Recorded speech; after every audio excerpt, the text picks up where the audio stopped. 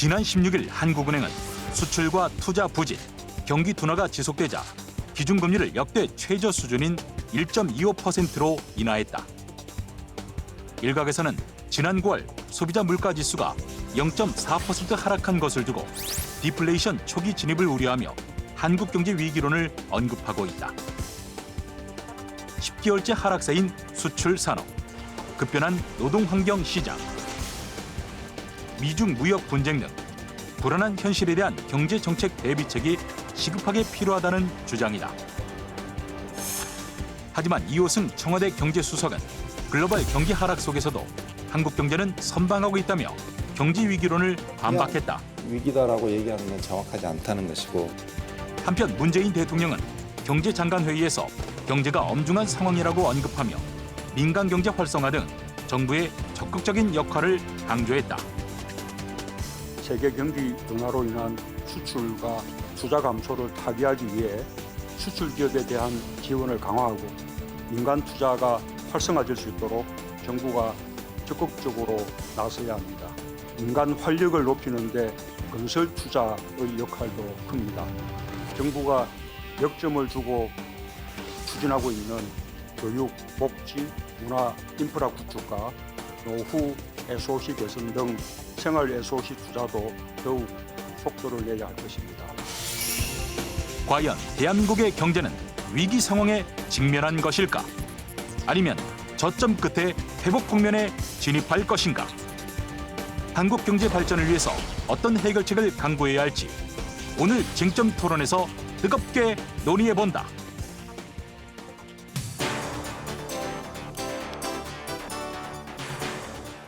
안녕하십니까. KTV 쟁점 토론 김만음입니다. 현재 한국 경제는 내수 침체, 또 일본 수출 규제, 미중 무역 분쟁 같은 대내의 악재로 내후 외환의 총체적인 위기에 처했다는 이런 지적이 나오고 있습니다. 경제 성장의 엔진을 켜기 위해서 특단의 조치가 필요하다는 목소리가 커지고 있는데요. 한편 금융권에서는 미국, 유럽 경기가 올해 말 회복세로 돌아서면서 한국 수출도 이즈으면 바닥을 칠 거라는 전망도 들립니다.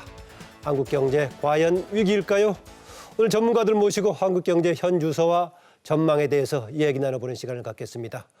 토론 함께 하실 네 분 소개해드리겠습니다. 네, 먼저 민생경제연구소의 안진걸 소장님 나오셨습니다. 어서 오세요. 네, 안녕하십니까. 안녕하세요. 네, 다음은 현대경제연구원 고문이시죠. 지향호 고문님 소개합니다. 어서 오세요. 반갑습니다. 네, 명지대학교 특임교수 박정우 교수 나오셨습니다. 어서 오세요. 예, 안녕하세요. 오늘 네 분 중 마지막으로 한국기술교육대학교 산업경영학부 교수입니다. 네, 한상일 교수님 나오셨습니다. 어서 오세요. 네, 반갑습니다. 네, 오늘 쟁점 토론 유튜브와 페이스북 라이브를 통해서도 생중계가 됩니다. 시청하시면서 소중한 의견 남겨주시면은 방송 중에 소개해드리겠습니다. 지금 화면에 나오다시피요, SNS 참여하는데 KTV 국민방송 치시면은 찾아서 들어가실 수가 있습니다. 지금 한국 경제 위기인가 제가 이런 말로 시작을 했는데요. 첫 번째 오늘 쟁점 토론 과연 대외 위기 속에서 한국 경제 돌파구는 무엇인가 이걸 중심으로 얘기해 보겠습니다. 위기라고 보는 쪽은 지금 한국 경제가 침체의 초기 단계, 계곡에 입게 들어섰다. 이런 진단이 있는 감이 이제 바닥을 쳤기 때문에 살아날 거다. 이런 견해가 엇갈린 진단을 하고 있는데 지향호 고문께서는 어떻게 진단하십니까? 위기가 이게 사실 위험과 기회가 공존하는 그런 갈림길에 있을 때 위기라고 저는 알고 있습니다. 아, 그러면 계곡에 들어섰다는 정도면 위기 이상에 더 심각한 거네요? 네, 그렇죠. 근데 위기는 그러니까 최악의 상황이 아니라 네. 대처하기에 따라서 좋아질 수도 있고 나빠질 수 있는 그런 상황을 저는 위기라고 일단 정의를 내려놓고 얘기를 하자면 대처에 따라서 달라질 수 있다. 네, 그렇다면 한국 경제는 위기가 아니다. 지금 선택지가 없다죠. 반어법으로 말씀을 드렸습니다만 그 정도의 선택을 할 수 있는 지금 처지에 있는 것은 아니라고 생각합니다. 자, 오늘 무슨 얘기가 나왔냐면 좋은 의미에서입니까? 부정적인 의미에서입니까? 부정적인 의미입니다. 이제 일단 최악의 상황으로 지금 치닫고 있다는 거죠. 그 전 상황이 위기고 지금은 0.4%라는 제3분기 경제 성장률이 나왔습니다. 이 과거하고 비교했을 때 저성장에서 0.4%로 가는 그런 성적표를 받았는데요. 그러다 보니까 이것은 장기 침체에 완전히 지금 뭐 문턱에 있는 게 아니라 문을 열고 들어간 상황이 아니겠냐. 따라서 진단을 잘해야 됩니다. 우리가 기회가 있고 살아날 방법이 있다면 그걸 해야 되지만 지금 위기가 넘어서 최악의 상황으로 갔다 그러면 총력전을 펴서 여기서 나오는 그러한 방향으로 색다르게 우리가 시각을 달리해야 되는 그런 시점으로 진입을 했다. 이렇게 좀 저는 뭐 평가를 드리고 싶습니다. 네. 경제 현장에서의 생활 경제, 민생 경제에 주목해서 보고 있는 안진걸 소장 어떻게 보십니까? 예, 뭐 경제가 어렵다. 특히 우리 서민들 경제 어렵다. 여전히 어렵다. 더 힘들어졌다는 목소리 많습니다. 저는 그건 깨끗하게 깔끔하게 현 정부에서 인정을 해야 된다고 생각하고요. 오히려 다만 근데 국가 경제가 전체 막 최악의 상황이냐 이런 부분에 대해서는 너무 우리가 또 위기를 과장해서는 안 된다라는 지적도 저는 설득력이 있다고 생각합니다. 최양호 소장이 조금 과장한 느낌이 드나요? 아니 최양호 고문님은 뭐 저희들보다 훨씬 더 거신 전문가니까 이제 저는 귀담아 일단 듣는데 다만 예를 들면 WEF에서도 예. 한국의 국가 경쟁력을 세계 경제 포럼 얘기하는 거죠. 13위로 예. 지금 평가했고 ICT나 거시경제 안정성 1위라고 이렇게 평가를 하는데 예를 들면 다른 나라에서도 괜찮게 평가하는데 우리는 막 곧 망하기 일보 직전에 이렇게까지 할 이유는 없다는 생각도 들었고요. 그다음에 예를 들면 결국 IMF에서도 지금 이제 성장률 0.6% 하향한 것 때문에 이제 훨씬 더 걱정하는 분들이 늘어난 건 사실입니다만 예. 그 독일은 1.4%, 싱가포르는 2%, 홍콩은 2.6%나 하향 전망을 했거든요. 근데 예를 들면 뭐 홍콩은 지금 홍콩 사태라는 특수한 상황이 있으니까 근데 독일이나 싱가포르에서 뭐 경제가 폭망이다, 우리나라 큰일 났다 이런 이야기를 제가 들어보지 못했어요. 그러니까 성장률에만 초점을 맞추다 보면 분명히 위기 상황이라는 지적은 설득력이 있습니다만 그게 우리나라뿐만 아니라 세계 경제가 전체적으로 저상정 국면에 접어들었고 또 한국 정부도 이미 이명박 정부나 박근혜 정부 때 이미 저희가 2, 3%대 성장률로 이렇게 떨어지고 있는 추세였다는 점을 보면 예. 그런 경향이 계속되고 있는 거에 대해서 심각하게 고민해야 된다는 건 맞다. 다만 특별하게 지금이 최악의 상황으로 치닫고 있다. 이렇게까지 보기에는 좀 무리수가 있지 않나 감히 고민해 봅니다. 네, 현장에서의 민생 경제는 분명히 심각한 거지만은 한국 경제 전반으로 봤을 때, 특히 다른 나라와 비춰봤을 때는 최양호 고문과 약간 견해차가 있어 보이네요. 다른 두 분 교수께서 어떻게 보십니까? 먼저. 사실 우리나라가 예전같이 고도 성장을 계속할 수 없다는 건 아마 다 동의하실 겁니다. 그런 과정에서 지금의 수치가 이제 자칫 잘못하면 너무 위기론으로 이제 빠져들 수가 있는데요. 몇 가지 이제 지표상으로 내년에는 좀 더 지표가 개선될 조짐이 있는 요인들이 좀 많이 있습니다. 네. 최근에 저성장 기조를 보이게 되는 가장 큰 근원적인 요인이 부진한 요인이 관공업하고 건설 부분이 국내 내수에선 가장 크게 부진했었는데요. 대통령께서도 얼마 전에 말씀하셨던 것처럼 경제 활성화를 위해서 건설, SOC 투자를 대폭 늘리겠다라고 했었고 그리고 작년에 집행했던 그리고 올해 집행했던 예탄 면제 사업도 이제 본격적으로 착공이 됩니다. 근데 이제 예전부터 우리나라는 뭐 이게 올바른 것은 아니지만 내수 경제를 활성화시키는 데는 분명 건설이 기폭제가 됐던 건 사실이에요. 그런 차원에서 내수 경제에서 그동안 부진했던 건설 부분이 개선될 여지가 있고요. 그다음에 이제 우리가 수출에서 가장 큰 비중을 차지하고 있는 게 역시 반도체입니다. 근데 이제 반도체도 보면 물론 디램 가격은 계속 꾸준히 하락하고 있지만 올 7월부터 낸시 메모리부터 슬슬 가격이 반동하기 시작했고요. 내년에는 IT 관련 전문가들 모두 5G 시대에 완전히 해당되기 때문에 반도체 수요가 또 다시 살아날 여지가 많다라고 생각하고 있습니다. 그렇다면 반도체 의존율이 높은 국가에서 적어도 국민들이 체감하는 경기는 뭐 아직까지 뭐 둔감할 수는 있지만 지표상으로는 그래도 올해보다는 개선될 여지가 많다 이렇게 말씀드립니다. 전통적인 건설 경기도 뭐 새로 활성화될 가능성에다가 지금 첨단 산업 분야에 대한 기대도 커지고 있다. 아주 긍정적으로 보고 계시네요. 어떻습니까, 한 교수님은요? 네, 그 보면은 KDI에서도 계속 경기 침체가 지속되고 있다고 말하고 있고요. 그다음에 OECD 종합 선행 지표를 보더라도 우리가 상당히 지금 아래쪽으로 내려와 있는 상황입니다. 하지만 일반적으로 과거의 지표 추세를 보면은 올라갔다가 떨어지는 그게 계속적으로 지표가 떨어질 수가 없으므로 제가 보기에는 지금 바닥에 가까워지고 있는 상황이다.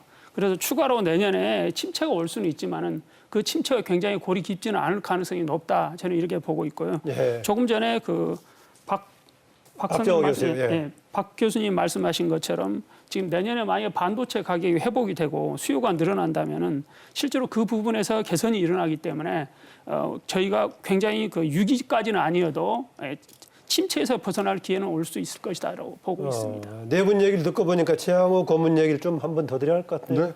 네. 제가 2%를 예. 지난 5월 달에 했으면 저는 위기다 그랬을 거예요. 예. 그때는 분명히 바닥을 형성할 수 있는 선행 지표라든가 이런 설비 투자들이 좀 좋아지는 면이 있었거든요. 근데 그때 당시에 우리가 정책 실기를 하기 시작합니다. 추경도 못했죠. 그다음에 금리 인하도 맞춰서 못한 상황에서 그 당시의 위기는 거기서 잘만 하면 바닥 형성해서 올라가느냐 내려오느냐의 갈림길이 있었습니다. 크라이시스라는 말은 갈림길이라는 그리스어에서 나온 거거든요.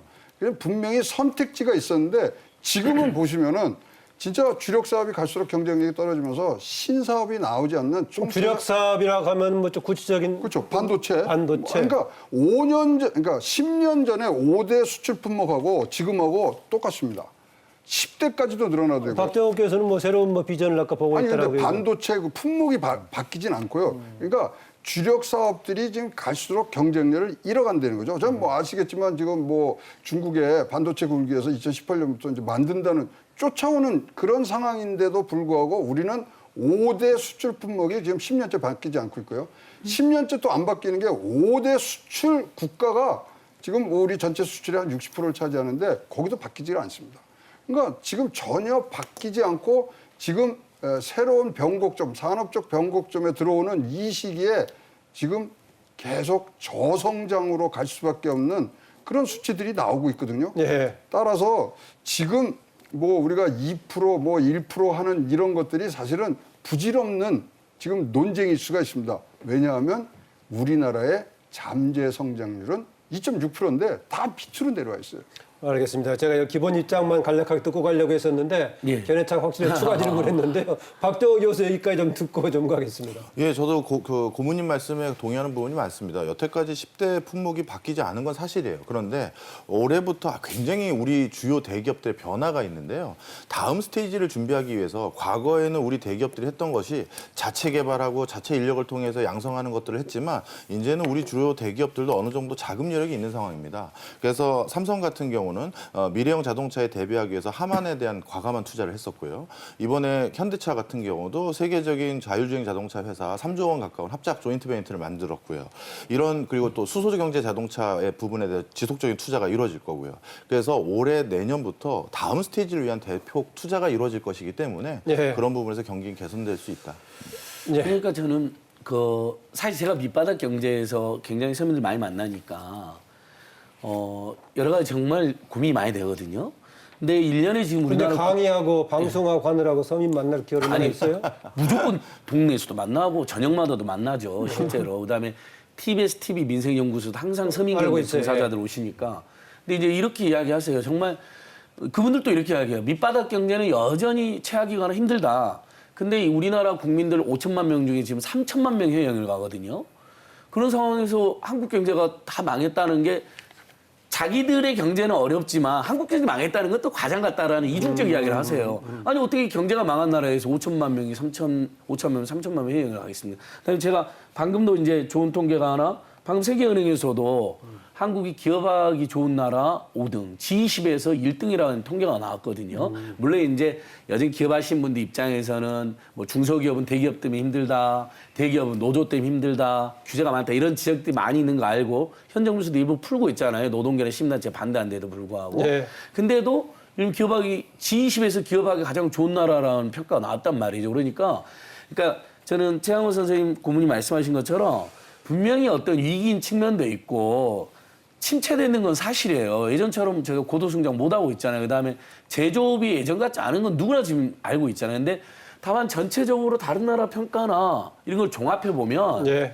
기회도 있고 좋은 평가도 많이 있다. 그래서 그걸 객관적으로 놓고 그냥 토론하는 게 어떻겠냐 이런 생각을 하는 거죠. 제가 한마디 아니, 네, 말씀하십시오. 지금 예. 예, 저희가 그 2000년 초에 계속 그 정부 정책 결정권자들이 물어봤던 게 2000년 초에도 굉장히 경기 침체라는 이야기가 많았습니다. 저희가 외환위기를 겪고 나서 성장률이 그 당시 5%대로 이제 떨어졌었거든요. 지금 보면 굉장히 높은 성장률이죠. 그런데 그 당시 우리가 계속 7, 8%를 성장하고 있던 시대를 겪었기 때문에 너무 이게 성장률이 낮게 느껴지는 거예요. 마찬가지로 지금 이제 한국은행에서 잠재 성장률을 2.6%로 이야기를 하고 있다가 지금 최근에 이제 그것도 아닌 거 아니냐라는 이야기가 나오고 있는데 제가 보기에는 점진적으로 잠재 성장률은 계속 떨어질 가능성이 높습니다. 그래도 그 수준도 상당히 나쁜 건 아니라는 것입니다. 예. 독일이나 미국에 비하면 미국은 좀 최근에 성장률이 좋아졌습니다만은 그래서 생각만큼 위기가 굉장히 강력한 위기는 안 올 가능성이 높다 이렇게 예. 말씀드릴 수 있겠습니다. 지금 성장률 얘기를 하셨는데요. 저 국제통화기금 IMF에서 지금 올해 한국 경제 성장률 그 전망치를 2.0%로 지금 전망을 했죠. 지금 화면에 나오고 있는데요. 4월에 했던 것에서 지금 2.6에서 2.0이니까 0.6을 하향 조정을 했고요. 내년에도 지금 2.2%로 역시 0.6%를 하향 조정했습니다. 특히 이제 이런 변수로서 지금 중국의 경기 둔화 또 미중 무역 분쟁 파급 효과 이런 외부 여건들을 얘기했었는데 정말로 이런 대외적인 요건들 우리 경제에 미치는 영향 어느 정도입니까, 박정호 교수? 수출 의존도가 세계에서 가장 높은 국가 중에 하나인 한국의 입장에서는 그렇게 교역 환경이 불확실성이 높아지는 것은 당연히 지대한 영향이 있습니다. 그럼에도 불구하고 제가 내년이 올해보다는 좀 더 나을 것이라고 보는 게 내년에는 미국도 선거가 있는 해거든요. 예. 그렇다면 본인들이 리더십을 발휘하는 모습을 어떻게든 보여줘야 돼요. 그렇다면 그 조건이 어떤 형태인지 모르겠습니다만 일단 불확실성을 일부 개선하면서 일단락을 지을 수 있는 요소들이 많이 있습니다. 그럼 그렇다면 그 과정에서 홍콩에 대한 불확실성도 일부 개선될 여지가 있고요. 그렇게 되면 중국의 투자의 60%는 홍콩의 불확실성이 경제에 미치는 영향이 어떤 건가요? 중국의 이제 투자는 홍콩을 통해서 들어가고요. 중국 전체 투자의 외국 투자의 60%가 홍콩을 다 경유합니다. 그러니까 홍콩 상황이 일단락되면 중국의 대부분의 투자가 다시 재개가 될 수가 있고 중국 투자가 재개되면 당연히 거길 기반으로 한 우리 경제에도 많은 긍정적인 효과가 있을 수 있다는 거죠. 그래서 저는 내년이 이렇게 리더십이 바뀔 수 있는 해에서 뭔가 이런 불확실성이 일부 거쳐지지 않을까 이런 기대감도 좀 갖고 있습니다. 네, 대외 경제 환경과 지금 여기 우리 경제를 얘기하는 겁니다. 지금 이제 2.6%에서 2.0% 0% 내렸는데 2.6% 당시 상황부터 설명을 드리면요. 예. 당시에 IMF에서 이 전 세계 이 경제 성장률을 3.6에서 3.3으로 내리는 과정에서 한국 성장률은 건드리지 않았습니다. 근데 요번에 와서 0.6%를 훅 뺀 거거든요. 당시에 왜 우리가 이 성장률에 변화가 없었냐면 우리나라가 재정 여력이 있고 그다음에 몇 가지 이제 주문을 합니다. 노동 개혁을 좀 해야 되고 그리고 제조업의 사업 다각화를 하면 당시 그게 4월 달이었습니까? 예, 4월 달에 한국 보고서 나오면서 그 얘기가 쭉 나오거든요. 근데 그게 하나도 이뤄진 게 없지 않습니까? 그러면서 0.6%, 2.6에서 0.6 빼는 거는 무지무지하게 많이 빼는 거거든요. 그리고 이 IMF라든가 이런 데 굉장히 이거는 보수적으로 잡는 데인데 이렇게 뺐을 때는 2.대에서 0.6이니까 엄청 크겠군요. 큰 거죠. 당시에 그래서 이제 우리가 그쪽 분들 이걸 낸 사람들하고도 이제 몇 차례 이제 통화를 했습니다만 결국은 표면적으로는 얘기는 안 하지만 우리의 재정 집행의 효율성에 대해서 과연 이것이 경기 부양 쪽으로 갔느냐 이 부분에 대해서 의문들이 많았던 것 같습니다. 따라서 그 상황에서 2.6에서 2.0으로 뺐고요. 당시에 또 이 숫자가 나왔을 때 가장 저희들한테 충격이 왔던 숫자가 우리나라뿐만 아니라 중국을 내년도에 5.8%, 6%를 깨는 숫자를 IMF가 발표를 했고요. 일본이 지금 반토막을 냈습니다. 내년도에 0.5%밖에 못 가는. 따라서 지금 전체적으로 동북아시아에서 일어나고 있는 공급망 붕괴 이거에 대해서 우려감들을 굉장히 나타낸 숫자라고 지금 보여집니다. 예. 그러니까 국내 요인보다 그건 다들 동의하시는 것 같아요. 브렉시트, 미중 분쟁, 일본의 수출 규제, 홍콩 사태, 그 다음에 아시아에서의 성장률 저하. 근데 왜 이제 방금 IMF가 그 발표한 자료 보면 세계 경제 전망도 0.7% 하향 전망했거든요. 물론 네. 이제 그 최양호 선생님 고문이 말씀하신 거하고는 조금 이제 그 시점이 차이는 좀 일부 있습니다. 4월 달 얘기하셨군요.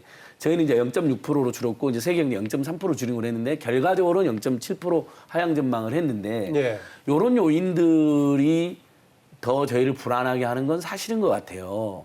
근데 일면 국내의 어떤 잘못된 정책으로 경제위기가 심화되거나 폭망한다. 그러면 위기 진단이 좀 틀린 거죠. 이런 지적을 하나 하고 싶고 두 번째로는 그럼 IMF가 계속 어떤 지적을 하냐 하향 전망하면서 여기 제가 계속 잘 뽑은 한국 재정 써서 내수 살려라.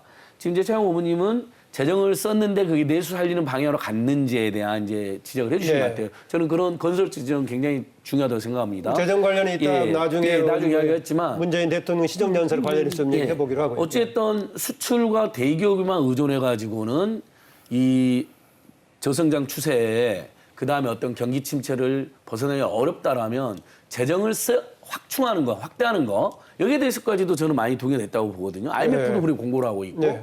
그렇게 해서 예를 들면 공공부문 일자리가 일부 늘어나가지고 9월달 취업 숫자도 연속이 30만 명 넘어가고 그 다음에 예를 들면 뭐 아동수당이나 기초연금이나 해서 서민들의 소비력이 일부 늘어났습니다.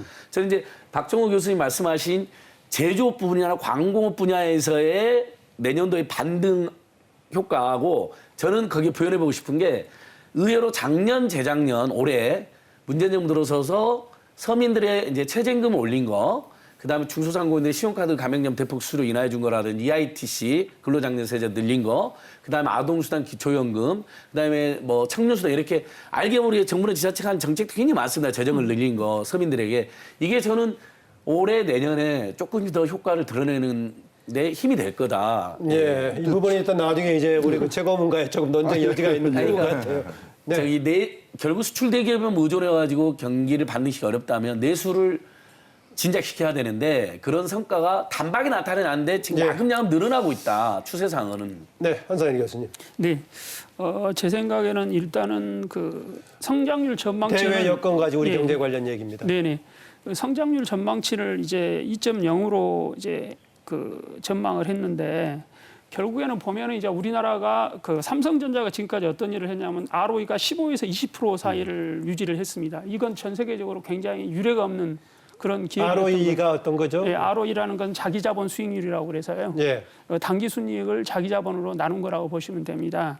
그런데 이제 문제는 뭐냐면은 일본의 견제 등으로 인해서 향후 삼성전자가 과거와 같은 강한 이 투자 정책을 유지하기 어려울 것으로 저는 보고 있습니다. 그러면 삼성전자는 전 세계 제조업 중에 굉장히 특이하게 재투자 비율이 굉장히 높은 기업이었습니다. 그럼 재투자를 통해서 굉장히 강한 수익률을 냈던 기업이었는데 결국에는 향후 제가 보기에는 향후 이제 5년, 10년에 그 효과가 점진적으로 나타날 건데 결국에는 삼성전자의 수익률이 만약에 10%대 전후로 이제 우리가 고착이 된다면은 그게 성장률에 미치는 영향이 굉장히 크게 됩니다. 그러면 결국에는 그 성장률이 약 우리나라 산업의 약 그 10분의 1 정도 수준으로 영향을 미친다면은 제가 보기에는 0.5에서 1% 사이 성장률 저하 효과가 발생을 하는 것입니다. 네. 그래서 장기적으로는 결국에는 삼성전자의 또는 현대자동차의 유치가 굉장히 중요한데 현차 같은 경우는 고용 쪽에서 굉장히 중요한 비중을 차지하고 있고 삼성전자 같은 경우는 우리 성장률이 굉장히 중요한 위치를 차지하고 있습니다. 그런데 만약에 삼성전자의 ROE 수익률이 점진적으로 하락을 하기 시작한다면은 결국에는 하방 프레셔가 하방 압력이 굉장히 강해질 것이고 결국에는 내년에 2% 성장률을 유지하는 것도 상당히 좋은 성적이다. 저는 그렇게 보고 있는 것입니다. 그래서 결국에는 우리 경제라는 게 조금 전에 저는 그 최고모님 말씀하신 침체의 진입 시점에 있다라는 건 저는 진단은 맞다고 봅니다. 그런데 그 원인이라는 게 결국에는 기업 활력 저하에서 오는 것이지 예. 어떤 우리 정부가 어떤 정책을 통해서 이것을 뒤집을 수 있는 여지는 제한적이고 어느 정도 효과도 의심스럽다는 게 제 견해로 보시면 예, 됩니다. 그 대외 경제 여건으로 지금 여가 4개, 5가지를 좀 지적했습니다. 지금 이제 미중 무역 분쟁, 또 이제 브렉시트 관련 얘기에다가 중국 경제 상황, 또 동아시아 전반의 얘기, 여러 가지를 얘기했는데 그중에서 좀 불확실성이 큰 걸로 보여지는 2개 정도를 짚어보기로 하죠. 영국의 브렉시트 관련 다행히 무슨 이제 서로 이제 EU와 합의는 했습니다만 이번에 긴급 안건 처리하는 것은 부결이 됐습니다. 부결이 됐는데 이후에 처리 가능성 또 이것이 지금 이후에 한국 경제에 어느 정도 영향을 미칠 거라고 보십니까? 지금 이제 부결이 되면서 사실 이제 보리스 총리의 이 국무조정실장이 본격적인 이제 뭐 안건은 남아 있는 거 아니겠습니까? 네, 아직은요? 그런데 31일까지 뭐 최종적인 단계를 뭘 하나 내겠다 이래갖고 지금 뭐 사실 오늘 오전에 굉장히 또 반향이 컸는데요. 일단 EU에다가 공은 넘긴 겁니다. EU에서 뭐라고 지금 답이 왔냐면 노딜을 안 하는 조건으로, 예? 그다음에 연기를 해주겠다. 그래서 3달 정도는 더 연기가 되는 것 같고요. 그 사이에 지금 뭐 보리스 총리는 총선을 다시 한번 하는 부분. 그다음에 결국 지금 영국 여론에서 나오는 것은 국민 투표는 한번 꼭 해야지만 이 분열된 이 국론이 뭐 봉합이 될 거라고. 주요 국가들의 리더십이 다 불안정해요 보니까요. 그러니까요. 지금 그리고 사실 좀 11월 1일자로 지금 EU의 집행위원이 완전히 바뀌지 않습니까? 그러다 보니까 그쪽에서의 아주 또 적극적인 행동도 없고요. 그래 이 전체로 보면 그래서 지금 뭐 이 브렉시트에 관해서는 질서 있는 브렉시트를 바라는 것은 2년 이상의 시간을 더 필요로 한다.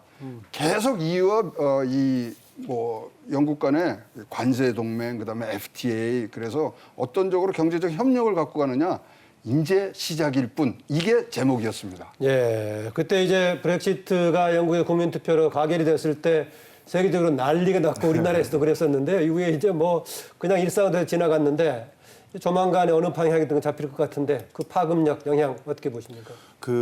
어떻게 뭐 기업에 계신 분들은 잘 아시겠습니다만 기업에서 제일 중요한 것은 오른쪽인지 왼쪽인지 일단 정해지는 게 중요한 거예요. 그래서 지금은 블랙시트가 어떻게 될지 모르고 있던 찰나에 방금 고문님께서 좋은 비유를 하나 해주셨는데 노딜을 하지 않는 조건으로 3개월 연장해 주겠다라고 했거든요. 그럼 오른쪽이든 왼쪽이든 방향을 정해 주겠다는 게 이제 결정이 난 거거든요. 네. 그런 차원에서 블랙시트로 인한 불확실성이 제거되면서 다시 조금 세계 교역에 긍정적인 효과는 분명 조만간 열린다 이렇게 생각됩니다. 예, 이번 기한 내에 이제 비준을 못했던 불확실은 있지만 이후에 협상 과정 보니 그렇게 불확실한 상을 가진 건 아니다. 이런 견해네요. 네, 그리고 우리 정부에서 지금 영국 정부하고 사실 한영 FTA를 초안을 다 만들어 놨습니다. 만약에 브렉시트가 일어나면 그걸로 이제 준용을 해가면서 수출 부분에 아무 차질이 없도록 그렇게 지금 진행이 되고 있습니다. 그러니까 그 브렉시트 혼란이 극대화됐을 때도 그것이 뭐 한국 경제에 이제 우려는 주었지만 뭐 커다란 타격은 아니었던 것 같아요. 네. 그다음에 교육 규모도 EU에서 2등이긴 하지만 전체 수출 규모에서는 1.1% 정도더라고요. 물론 이제 그것도 워낙 대외 환경이 불안정하니까 경우에 따라서는 조심해야 되지만 방금 이제 최양호 의원 말씀하신 것처럼 거기다 한영 FTA를 따로 지금 체결해서 국회 비준 절차까지 밟고 있는 거 아닙니까? 그러니까 만약에 브렉시트가 현실화돼도 큰 타격은 없을 거다 이런 전망이 많은 것 같습니다. 예. 그쪽 문제는 그런데요. 한 교수님, 지금 이제 중국 관련 쪽의 경우에는 중국의 지금 경제 성장률이 아주 둔화되고 있다는 것도 우리한테 굉장히 이제 어려운 경제 환경 아니냐 이렇게 진단이 되고 있는데 어떻습니까? 예, 일단은 중국의 지금 부채 비율이 기업의 부채 비율이 상당히 높은 걸로 알려져 있습니다. 300%가 넘는 걸로 알려져 있고요. 그래서 제가 약 한 4년 전쯤에 중국을 방문한 적이 있었는데요. 중국 정책 당국도 이미 그걸 많이 인지를 하고 있었고 그 사람들이 강조하는 건 뭐냐면 공공 부분의 자산 사이즈가 크다. 예. 그렇기 때문에 기업 부분의 부채 부실 문제가 발생하더라도 그쪽 자산을 이용해서 많이 막을 수가 있다를 이제 강조를 많이 하시더라고요. 그런데 한국이 워낙 차지하는 거래 비중이 크기 때문에 네, 맞습니다. 파급력이 클까 해서 걱정을 네, 많이 하는데요. 예, 그래서 실질적으로 이제 중국의 성장률이 더 줄어드는 거 아니냐. 그래서 예. 극단적인 분들은 뭐 1%까지도 이야기하시는 분들도 나오고 있더라고요. 그런데 이제 제가 보기에는 결국에는 중국이라는 나라가 상당히 사이즈가 크고 그다음에 예. 외환보유고가 우리 10배 이상을 지금 가지고 있습니다. 굉장히 큰 규모로 가지고 있기 때문에 과거에 우리가 겪었던 외환위기 같은 상황은 오지 않을 건데 점진적으로 성장률이 상당히 빠른 속도로 떨어질 가능성은 있습니다. 그러면 저희 역시 중국에서 수요가 많이 발생하고 있고 또 어떤 문제가 발생을 하고 있냐면 제가 몇 년 전에 이제 그 중기청장님을 한번 뵀었는데 예. 하시는 말씀이 이제 계속 그 당시에 이제 상당히 큰 돈을 중국 사람들이 쌓아놓고 반도체 쪽을 투자를 한다 이러면서 많이 우려를 하고 계셨습니다. 그러면 우리가 97년도에 IMF도 결국에는 뭐냐면 중국 기업과 우리 기업 간의 경쟁이 상당히 촉발이 되면서 저희가 상당히 경제 위기를 겪은 측면이 높습니다. 예. 그런데 지금 문제는 뭐냐면은 지금까지는 일본과 한국 그다음에 중국의 국제 산업 분업 체계가 형성이 돼 가지고 상당히 우리 동북아가 경제적 혜택을 많이 받습니다.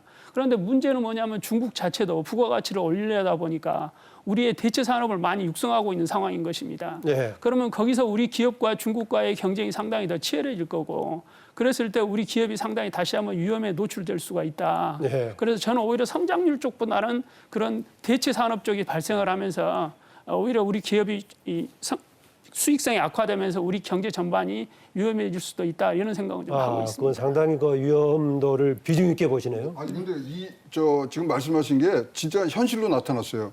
미중 무역 전쟁이 지금 일어나고 있지 않습니까? 근데도 불구하고 중국의 수출은 늘어요. 근데 우리는 대중국 수출은 21%까지 빠집니다. 무슨 얘기냐면 중국 수출 는다는 미국이 가지고 있는 중국 전체 수출은 중국이요? 늡니다. 중국의 근데 대외적인 수출이. 예, 네. 우리는 알기는 우리가 중간재를 갖다 주면 거기서 최종재를 만들어서 수출한다고 알고 있었잖아요, 지금까지. 근데 이게 2000년부터 중국이 준비해온 게 뭐냐면 국산화. 자기네들이 부품 소재를 예. 자국 내에서 하는데 지난 10년간은 너무나 경제가 하니까 한국 걸 갖다 썼어요. 근데 경제가 지금 줄어드니까 우리 걸 안 갖다 씁니다.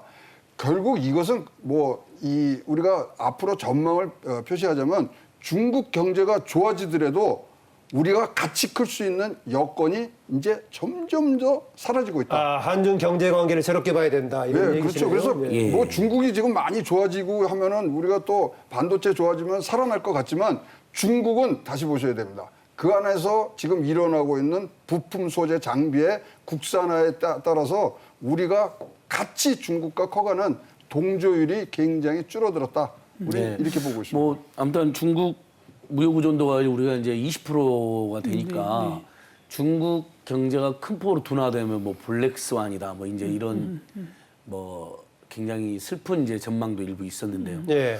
근데 이제 최양호 고문님 말씀하신 것 관련해서는 제가 최근에 이제 중국에 사업하는 중소기업 하는 분들 만났는데 그런 전망이 맞긴 맞는 것 같아요. 왜냐하면 금방 원래 우리 한국 중소기업 물건을 아주 잘 사주던 중국 기업이나 사람들이었는데 어느새 기술을 베껴가지고 지금 이미 이제 더 이상 거래 안 한다고 연락이 왔다. 예. 그러니까 금세 따라잡아버린다는 우리 기술을.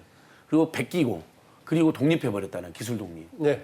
그래서 그런 부분은 이제 중국이 다시 경기가 둔화가 아니라 성장해도 우리한테 온기가 안 올 수 있다라는 전망은 저희가 깔아놓고 대책을 세우는 거 맞는 것 같아요. 네. 중국 관련 박정호 교수 얘기까지 듣겠습니다.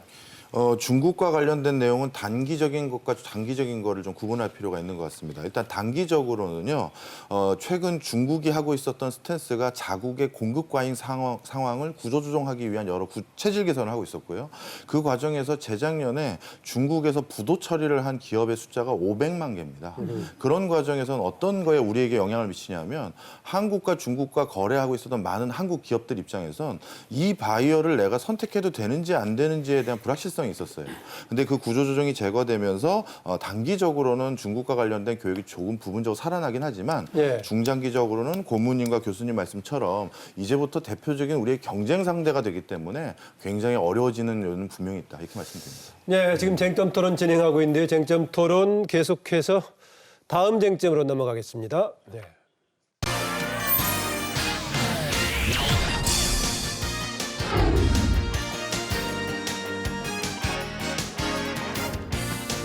네, 오늘 두 번째 쟁점 경제 지표 어떻게 읽을 것인가라는 얘기입니다. 오늘 관련 지표 중에서 오늘 보니까 그 안진걸 소장이 민생경제연구소장인데 오늘 보니까 통계경제연구소장으로 수치도를 빠삭하게 아닙니다. 근데 제가 지금 팩트 체크를 지금 해서 지금 이 다 가짜 뉴스라고 얘기를 해야 되는데 지금 나중에 확인 좀 해주세요. 나중에 그럼 제가 하겠습니다. 저기 숫자는 몇 번 확인하고 왔습니다. 아유, 예. 말이 안 되는 숫자를 지금 많이 말씀을 아니, 해요. 아니, 저기 여기 공식 발표된 숫자입니다. 그러니까 그걸 팩트를 체크를 하고 알겠습니다. 팩트는 맞습니다. 제 해석이 틀렸을 수는 있는데 팩트는 맞습니다. 필요할 때 있으면 지적해 주시면 되겠고요. 일단 한국은행 우리 기준금리를 역대 최저 수준 1.25%로 낮췄습니다. 유지열 총재 지금 전 세계적으로 대외 여건이 악화된 것을 고려해서 이렇게 낮췄다라고 얘기했는데 물론 이제 그런 게 배경이 되겠습니다만은 우리 그 최고분께서는 그 배경 또 여기에 따른 기대 효과 어떻게 보십니까? 저는 왜 이것을 요번에 금리 인하를 했는지 사실 뭐 이해가 잘 안 갑니다. 왜냐하면 그런 취지에 부합하지 않는다라고 보세요? 네, 지금 보면 이제 경기에 선제적으로 대응하는데 우리나라가 이제 1.5에서 1.25로 내렸습니다. 0.25를 했는데 예. 0.25로 다시 살아날 경기는 아니거든요. 우리 구조가. 그리고 움직이려면 더 컸어야 됐다. 더 컸어야죠. 더 크고 파급력 있게. 자, 2016년도에 우리가 1.25를 한번 갑니다. 당시에는 무지무지하게 효과가 좋았습니다. 왜냐하면 3%부터 내려왔습니다. 그러다 보니까 그 기간이 얼마나 걸렸습니까? 3에서 그때 그러니까 0.25씩 내려왔으니까요. 몇 번, 4번, 5번 걸쳐서 내려왔죠. 내려오면서 진짜로 경기에 부양하는데 굉장히 도움을 줬는데요. 지금은 이도 아니고 저도 아닌 상태에서 지금 금리를 내렸단 말이죠. 그러면 진짜 실탄만 좀 버리는 사건이 됩니다. 내년도에 어떤 파도가 올지 모르는데 실탄을 아껴 써야 되는데 지금 1.25, 0.25가 내려가서 과연 이 통화량을 잡을 수 있는 그런 경제 여건이었냐? 아니라 이거죠. 1,200조라는 지금 부동자금이 국내에 돌아다니고 있는데 어떤 영향을 줄 거냐? 진짜로 이게 경기 부양을 목적으로 한 거냐? 아니면 금융 안정을 위해서 한계에 들어간 부채, 한계 부채에 갖고 있는 가정들을 위한 것이냐?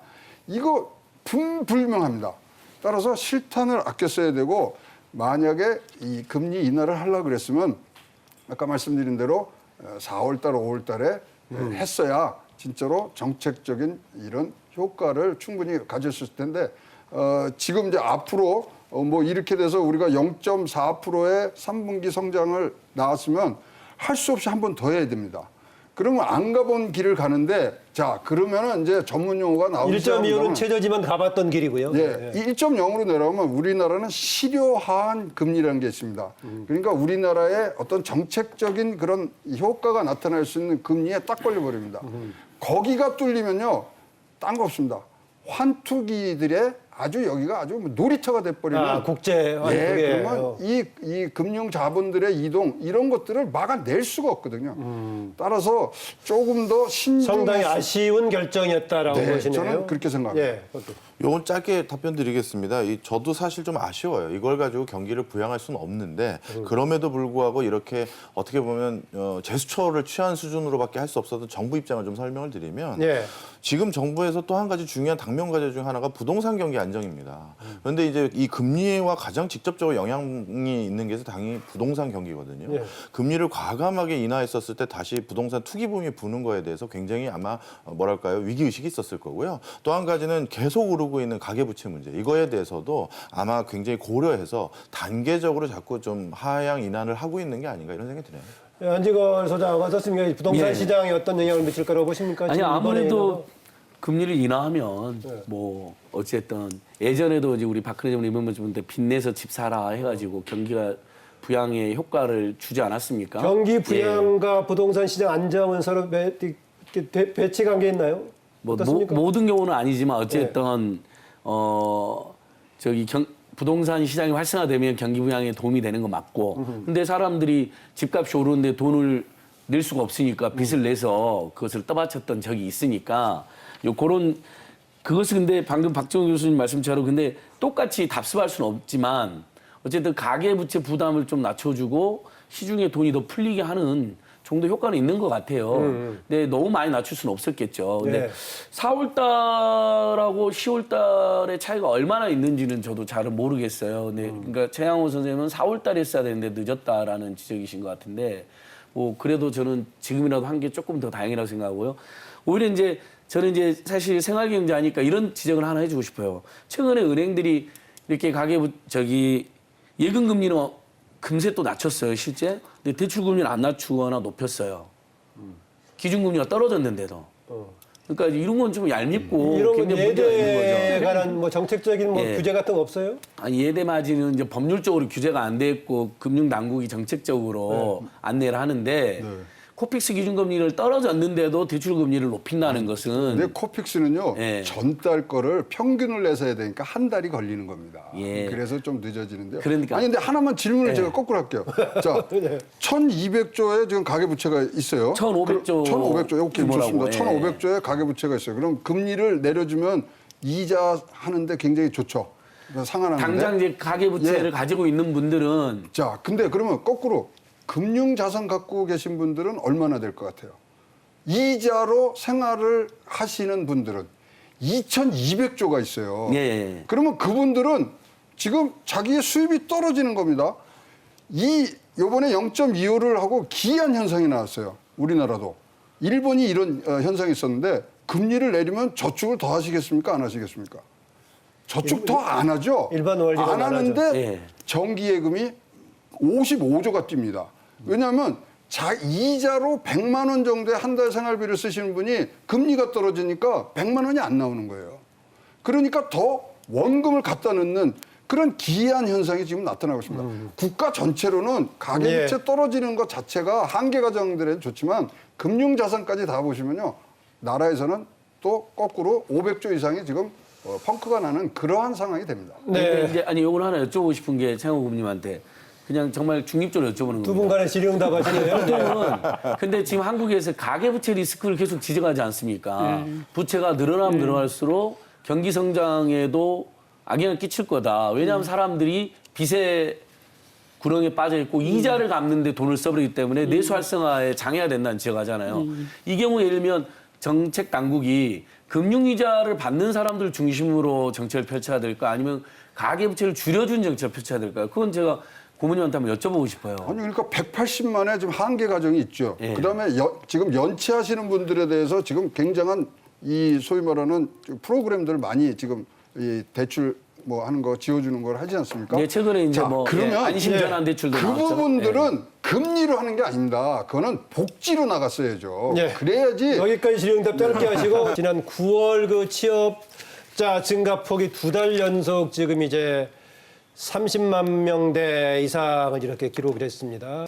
OECD 비교 기준인 15세 이상 고용률로 봤을 때 61.5%로 이제 23년 만에 가장 높았고 실업률 역시 3.1%로 2014년 이후에 최저치다 뭐 좋은 기록이다라는 얘기인데 그런데 말이죠. 이게 산업별로 보면은 제조업도 소매업 이런 분야는 오히려 이제 감소했다 지금 이제 나오고 있습니다만은 그 감소가 더구나 연령별로 보자면은 40대 이쪽이 낮아가지고 그동안의 고용 지표에서 좋은 쪽이 오히려 재정 투입으로 노인 일자리 증가했다는 거 아니냐 이런 좀 비판적인 지적이 있습니다. 그래서 이제 역시 핵심 분야인 중추인 40대 고용 문제 또 제조업의 고용 부진 문제 이것은 숙제다라고 얘기하고 있는데 이런 상황 한상일 교수님 어떻습니까? 일단은 제가 보기에는 그 산업이 구조조정을 계속 겪지 않습니까? 네. 우리나라 같은 경우도 한 몇 년 전에는 그 소위 말해 조선업 분야에서 구조조정이 급속히 진행됐고요. 최근에 와서는 이제 자동차 쪽에서도 좀 부진입니다. LCD라든지 그러다 보니까 산업 구조조정에 따른 하나의 실업이 계속 발생하는 저는 현상으로 보고 있습니다. 그래서 40대 이 뭐냐면은 그 실업률이 높아지는 원인이 결국에는 산업 구조조정 요인에 의해서 기인된 게 높다. 그리고 60대 취업률이 올라간 것은 조금 전에 패널 네. 사회자님께서 말씀하신 것처럼 결국에는 정부 정책의 효과가 크다. 그러면 결국에는 우리가 실업률을 건전하게 유지하는 게 중요하기 때문에 선순환 구조를 어떻게 만드냐가 이제 중요할 것 같습니다. 그래서 결국에는 40대가 재취업을 해가지고 산업 전체의 활력을 높일 수 있는 방향이 뭐냐 이게 이제 중요하게 될 것 같고요. 네. 그러기 위해서는 결국에는 40대가 재창업을 그거를 한다든지 겨냥한 네. 그동안의 정부의 정책은 없었습니까? 이제 그동안에 이제 정부에서도 멘토 제도를 강화한다든지 그다음에 이런 재교육 정책을 강화한다든지 평생 교육을 강화한다든지 뭐 다양한 또 그다음에 새로운 창업 관련 그 뭐냐면 쉽게 하고 자금 지원을 많이 하는 제도들을 강화한다든지 이런 여러 가지 정책을 투입했습니다만은 효과가 크게 높지는 않고 있습니다. 네. 그러면 결국에는 이런 효과가 높지 않은 원인 진단을 정확히 하는 게 저는 중요하다고 생각을 합니다. 네. 그러려면 결국에는 어떻게 해야 되냐. 정책 당국자들이 지금 현장에 가가지고 직접 현장에서 많은 어려움을 들어보고 그걸 해결하는 방안을 구체적인 방안을 만들어야 되는 겁니다. 지표가 중요한 게 아니고 구체적으로 가서 만나보고 어떤 어려움이 있는가. 그다음에 그 어려움을 해결하는 방안이 전체적으로 뭔가를 서로 논의를 많이 해가지고 선진국과 벤치마크를 하고 그러면서 우리가 새로운 나아갈 방향을 제시를 하는 게 저는 좋다고 보고 있습니다.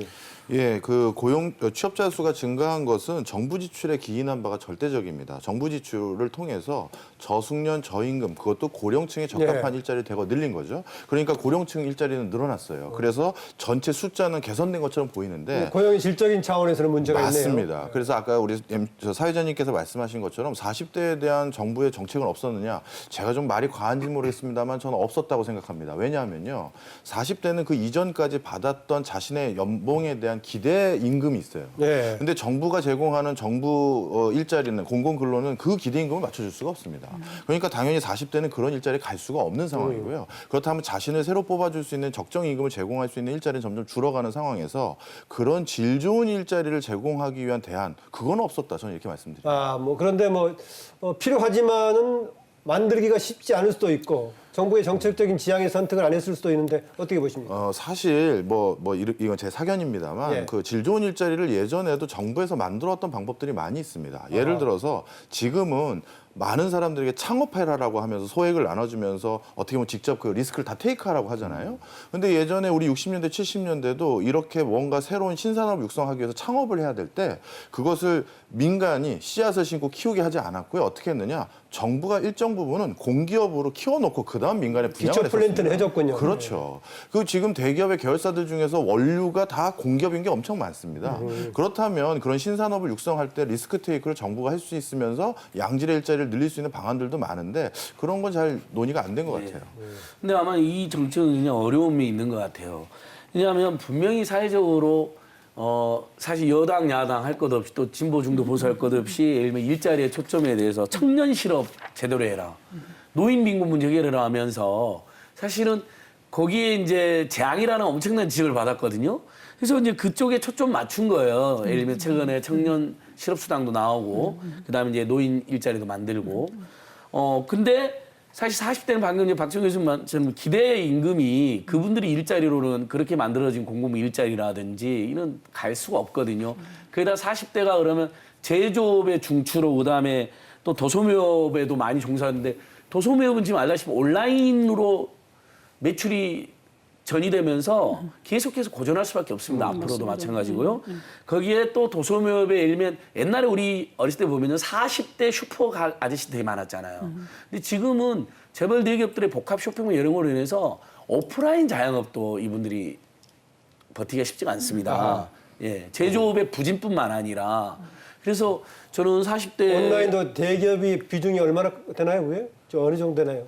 온라인도 대부분 이제 온라인 쇼핑몰이라든지 예. 티커머스라든지 TV 쇼핑이라든지 이쪽으로 뭐 거의 다 옮겨가고 있죠. 뭐 인터넷 쇼핑몰이라든지. 그래서 이게 유통시장은 완전 제로섬 시장에서 오프라인 온라인 매출 늘어나만큼 오프라인 매출 늘어지고 재벌 대기업 매장 늘어난 만큼 그 40대 아저씨들, 50대 아저씨들이 주로 했던 동네 자영업자가 무너지니까 그런 것까지 감안하면 굉장히 그 여러 대책이 다시 나와야 된다는 생각을 하고 40대 취업자 감소한 거에 대한 지적을 할 때 그 와중에도 그래도 2달 연속 30만 명 이상의 취업자 증가를 기록했다는 건 저는 일정하게 정부가 그래도 열심히 노력한 측면이 있다라고 인정해주고 인정해줘야 된다고 봅니다. 네. 그전에 우리 10만 명 안팎됐을 때 얼마 또 막 재앙난 것처럼 난리가 났었잖아요. 사회적으로. 그러니까 취업자 증가 숫자가 10만 명도 안 된다 그러면서.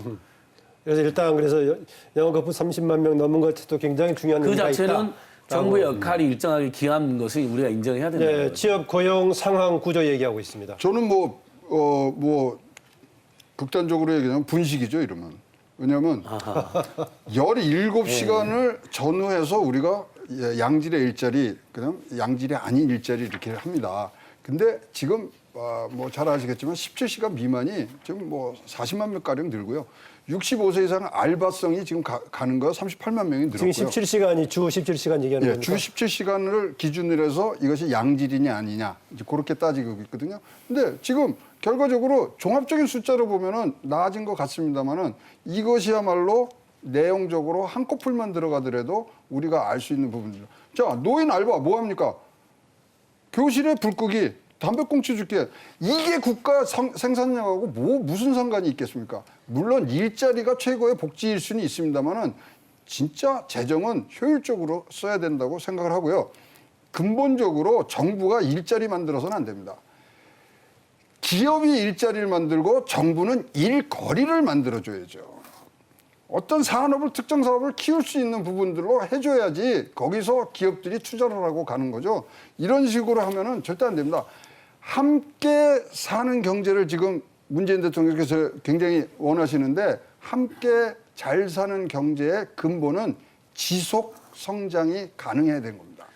재정으로는 더 이상 버틸 수가 없습니다. 네. 아니 다 맞는 말씀이신데 근데 예를 들면 재정 여력이 있고 투자력이 있고 고용 여력이 있는 대기업들도 고용 없는 성장을 해버리고 투자도 안 하고 있는데 그러면 이 상태에서 결국은 공공 부분의 일자리라도 늘려서 물론 아주 지속 가능한 일자리는 단기적으로라도 대책을 세우지 않을 수 없는 거 아닌가요? IMF도 계속 돈 써라는 거잖아요. 노벨 아니죠. 경제학상 받은 분들도 한국 정부한테 계속 내수 활성화해라는데 그럼 내수는 어떻게 되냐? 민간의 소비하고 공공 부분의 지출 확대 두 가지로 구성이 되어 있잖아요.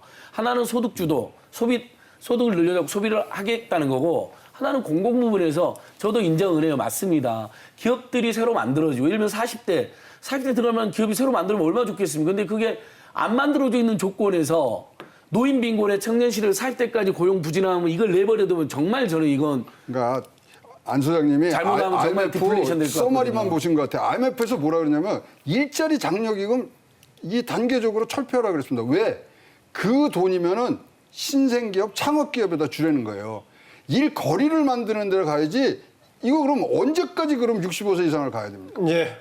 이제 그만해야 됩니다, 이거. 네, 한 교수님도 그러니까 단기적으로는 노인 빈곤율이 심각한 상태에서 그냥 내버려 두는 것보다는 차라리 일자리를 단기로 만들고 네. 그들이 조금이라도 소비를 하게 만드는 네, 게 그나마 지금 이거라도 해야 된다는 상황에서는 얘기를 하고 효과가 있는 있다는 거죠. 겁니다. 제가 한번 말씀드려 보겠습니다. 일단은 이제 미국 같은 경우 보면은 그 소위 말해서 교육의 질이 굉장히 높습니다. 저희보다 교육의 질이 높고 그 다음에 뭐냐면 공학 쪽이라는 이런 실험들이 굉장히 많이 이루어지고 있습니다. 그러니까 예를 들자면 이제 제가 있는 학교 같은 경우 공학 장비 시설들이 많은 편인데요. 실제로 우리나라가 지금까지 어떻게 산업을 유지해 왔냐? 예를 들자면 삼성전자를 예를 들자면 양자역학에 기반을 둬가지고 고체 물리나 이런 걸 활용을 해서 고도의 반도체 기술을 구사한 것입니다. 그러려면 그쪽 인력들 비슷한 인력들이 많이 나오면 새로운 먹거리가 나오는 것입니다. 예를 들자면은 이번에 일본이 노벨상을 화학 부분에 또 수상하지 않았습니까? 그럼 우리나라에서도 이런 화학 관련 실험을 많이 해보고 그러다 보면은 좋은 사람들이 나와서 그쪽에서 새로운 부가가치를 창출할 수 있는 것입니다. 그러려면은 결국에는 그걸 어떻게 해야 되냐? 지금은 우리나라가 어떤 식으로 되냐면 대학 교육과 유학을 이용해서 인재들을 창출했습니다. 그런데 40대는 이제 그게 어렵다는 것입니다. 따라서 40대에 대한 재교육을 하는 우리가 인프라를 재구축을 해야 된다. 근데 그것은 단순하게 아주 저급 기술이 아니고 고급 기술을 중심으로 인프라를 재구축을 해야 되고 거기서 사회가 정부가 투자를 해서 그걸 만든 다음에 사람들을 많이 배출하다 보면 그 중에서 몇 명이 부가가치를 크게 창출하는 사람들이 나올 수 있다는 것입니다. 네. 우리 정부의 정책 관련은 조금 다뤄보기로 하고요. 오늘 쟁점 토론은 오늘 주제는요. 한국경제 위기인가라는 주제로 함께하고 계시는데요. 현재 유튜브와 또 페이스북 라이브를 통해서 함께하고 계십니다. 여기에 의견 남기신 분들 의견 몇 개 좀 살펴보고 토론 이어가겠습니다. 슈팅가드님, 아이디가 멋지시네요. 저희 아버지께서 작게 부품 생산업을 하고 계시는데 공장을 닫자니 평생 해오시던 거라 쉽게 놓지도 못하십니다. 거기다 미중 갈등에 일본에 또 여러모로 답답한데 제조업 경기가 다시 좋아질 수 있을까요? 돌파군에 있는지 궁금합니다. 아까 좀 박 교수님 기회가 좀 있을 것 같다 보인다라고 했었는데요. 윤지님의 의견인데요. 분야별 뉴스를 꼼꼼하게 챙겨보는 취업준비생입니다. 고용 동향을 보니 일자리가 늘어난 건 노인층이 대부분이더라고요. 아동 노인 복지 정책은 점점 좋아지는데 정부가 생각하는 포용 속에 청년들의 자리도 기대해 봅니다. 이런 얘기였습니다. 쟁점 토론 계속 이어가겠는데요. 아까 이제 고용 구조 관련 얘기는 했었고요. 짧게 아까 박정호 교수 제조업 정말 살아날 기회가 있느냐라는 질문 어떻게 좀 답변 좀 주시겠습니까? 예, 제조업이 살아날 기회는 분명히 있는데요. 이걸 좀 구분하셔야 됩니다. 제조업이 다시 개선되는 것과 그것으로 인해서 고용이 유발되는 건 좀 다른 얘기예요. 제조업의 가장 지향점 중에 하나는 생산성을 높이는 건데 생산성을 잘 높였는지에 대한 지표 중에 하나는 탈고용 의존도입니다. 네. 예, 그렇기 때문에 제조업의 경쟁력이 높아지는 게 반드시 고용을 창출하는 건 아니다. 이게 다른 정책을 구분해서 보셔야 됩니다. 네, 쟁점 토론 계속해서 이제 다음 쟁점으로 넘어가겠습니다.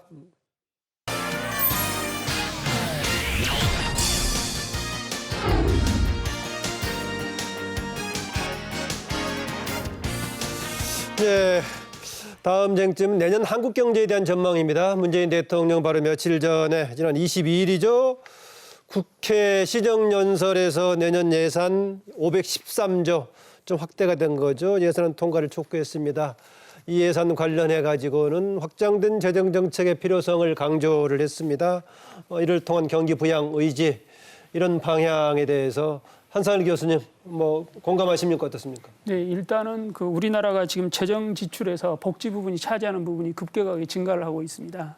따라서 내년에 예산 슈퍼 예산이 통과를 촉구한 것도 그런 취지하에서 발생한 측면이 크다. 네. 즉 경기적인 측면도 있지만은 제가 보기에는 복지 지출 쪽의 측면도 강하다. 이걸 먼저 진단을 하고 싶고요. 예, 아까 그 재호 고문이 IMF가 성장률 전망할 때 한국의 재정 투입이 성장력을 견인할 거라고 예상했는데 네. 실제로 그런 분야에 투입이 안 됐다는 얘기를 아까 지적을 했거든요. 네, 그러니까 제가 보기에는 결국 우리가 어떤 생산성을 선순환 구조를 만드는 데 있어서 정부 네. 투입이라는 게 결국에는 이제 독일이나 일본을 비교를 해볼 필요가 좀 있습니다. 독일 같은 경우는 인구가 감소함에도 불구하고 소비가 늘어났습니다. 그러면서 성장률이 어느 정도 유지가 됐었고요. 네. 일본 같은 경우는 예상외로 인구가 우리가 줄어든다고 그러지만 실질적으로 총 인구수는 크게 줄지 않습니다. 즉 노인 인구 비중이 늘어나는 거죠.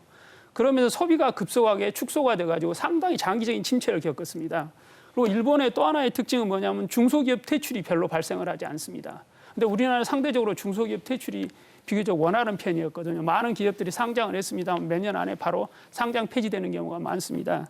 그래서 결국에는 그런 시스템들을 어떤 식으로 이제 원활하게 작동하냐가 정부 예산이 거기에 투입되는 게 저는 중요하다고 봅니다. 네. 자, 그러면은 결국에는 우리가 소비 같은 게 일어나게 만들려면 어떻게 해야 되냐? 복지 지출 같은 경우도 현금을 주는 복지 지출보다 기한성 소비 쿠폰 같은 걸 주는 겁니다. 그래서 어쩔 수 없이 소비가 일어나게 만들어야지 그게 기업의 이익하고 직결이 됩니다. 네. 그런데 예를 들자면 지금처럼 만약에 현금 중심으로 이게 지급되는 측면이 강하다면은 결국에는 슈퍼 예산을 짜도 결국에는 그게 소비 진작으로 이어지지 않고 성장률로 이어지지 않을 가능성이 높다. 네. 그런 우려가 저는 좀 가지고 있습니다. 내년 정부의 예산 정책 여기에 관련된 재정 확대 정책에 대한 이야기입니다. 안지근 소장. 예, 뭐 올해 410조에서 내년 이제 513조쯤이니까 뭐 항상 예산은 사상 최대지만 뭐 적극적 재정 정책을 네. 아주 뚜렷하게 하고 있다고 평가받고 저는 뭐 이것은 당연하고 불가피한 선택이라고 생각합니다. 결국은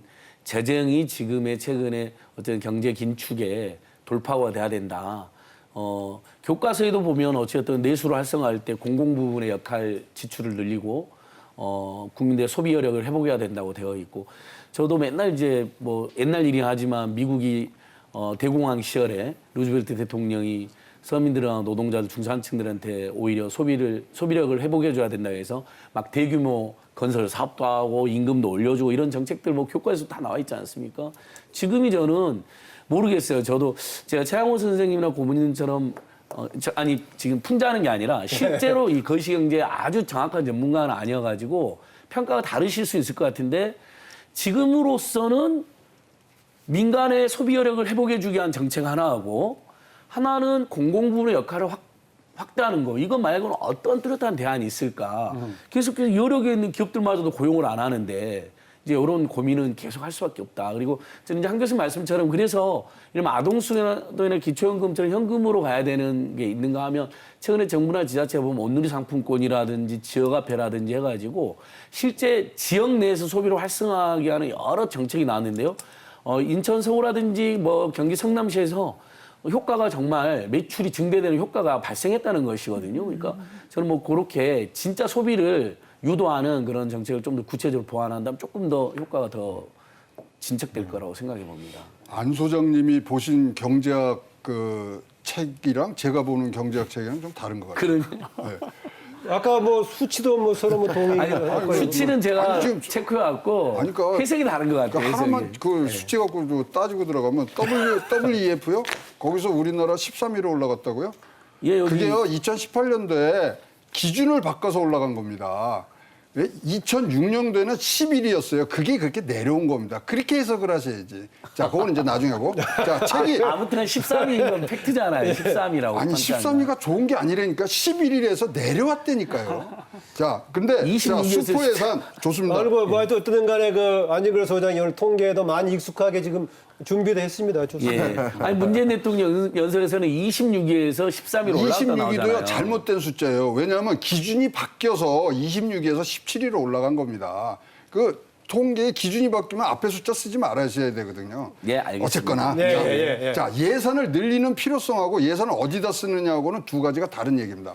자, 우리나라가 1980년대나 뭐 그 이전에는 예산과 재정 집행을 하면 할수록 투자, 소비 그리고 고용이 적극적으로 대응을 했습니다. 왜냐하면 총수요가 부족했기 때문에. 근데 지금의 현상은 어떠냐면 수요 측면보다 공급 측면이 지금 굉장히 변화를 많이 겪고 있기 때문에 재정을 투입하는 데 있어서 굉장히 정밀한 타격을 가야 됩니다. 네. 자, 그러면 정리를 하면 예산 늘림 필요성 대찬성입니다. 그러나 어디에 쓰느냐 이거에 대해서는 진짜 재정 투입 대상이 명료해야 되고요. 그다음에 지출 규모의 적정성이 있어야 되고 이 지출 효과의 증대를 위한 적시성이 정확히 가야 되기 때문에 재정 진짜로 정밀한 재정 집행 능력을 가진 공무원들이 드디어 이제 한 번은 우리 국가를 위해서 더 한 번 힘써 주실 때가 됐습니다. 네. 이렇게 퍼주시면 안 됩니다. 네. 이번 발표를 보고 참 안타까웠습니다. 또 이게 외통수라는 단어가 전 먼저 떠오르더라고요. 뭔가 재정 투여는 해야 되는데 재정 투여를 효과적이고 정밀하게 할 준비가 아직 안 된 것 같습니다. 그래서 결국 방향이 또 SOC 투자예요.